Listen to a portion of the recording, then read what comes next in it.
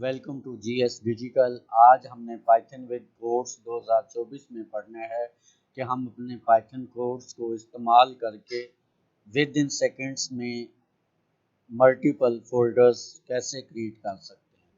तो उसके लिए हमें एक इंपोर्ट आईओ की लाइब्रेरी इंपोर्ट करनी पड़ेगी।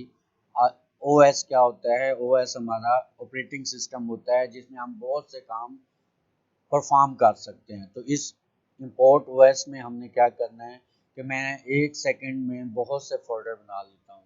तो उसके लिए क्या करना होगा, आपको सबसे पहले इंपोर्ट ओएस लिखना होगा। इसके बाद os डॉट मेक डायरेक्टरी।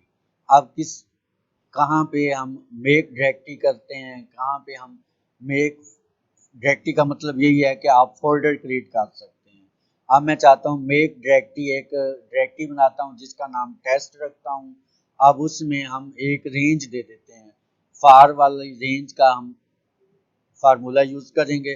0 से लेकर 381 तक हमारी रेंज के फोल्डर बन जाएं। अब ये क्या है, O S dot mac directory. अब वहाँ पे स्ट्रिंग क्या है, टेस्ट का हमारा डायरेक्टरी है। उसके अंदर डे 1 से लेकर डे 3 तक हमारे फोल्डर क्रिएट हो जाएं। तो इसको हम क्या करेंगे, इसको आप सेव करेंगे।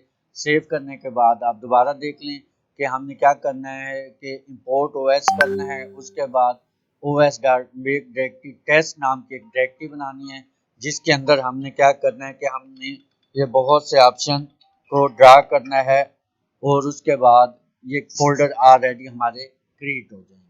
तो इसको हम सेव करते हैं। सेव करने के बाद क्या करते हैं, रन ऑप्शन पे क्लिक करेंगे।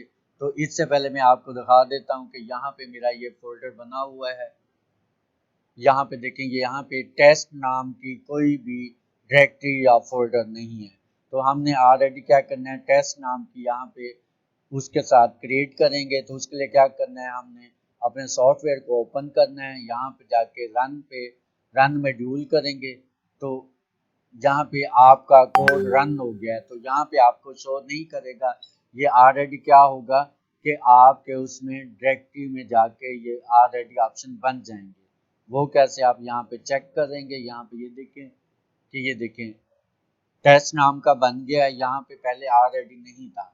तो आप इस टेस्ट को बनाने के लिए आपकी पाइथन की जो फाइल है वो इसके अंदर सेव करेंगे, उसी में ये कमांड लिखेंगे। ये जो मैंने कमांड डाली हुई है ये इसी पाइथन के अंदर एक फाइल है उसमें डाली हुई है। अब ये पाइथन कोड्स के नाम की फाइल है। इसको मैं क्लियर कर देता हूँ। ये देखें पाइथन कोड की आई हुई है। ये देखें पाइथन कोड्स की ये फाइल है हमारे अंदर। ये देखें, उसके बाद ये देखें अब ये टेस्ट बनाया है, टेस्ट की डायरेक्टरी है। इसको जब ओपन करते हैं तो देखें एक वक्त में हमारे पास कितने फोल्डर्स हैं जो क्रिएट हो गए। ये देखें 1 से शुरू होते हैं और ये देखें 381 तक जितने फोल्डर्स हैं आप यहाँ पे बैक वक्त इनको ऐड कर सकते हैं।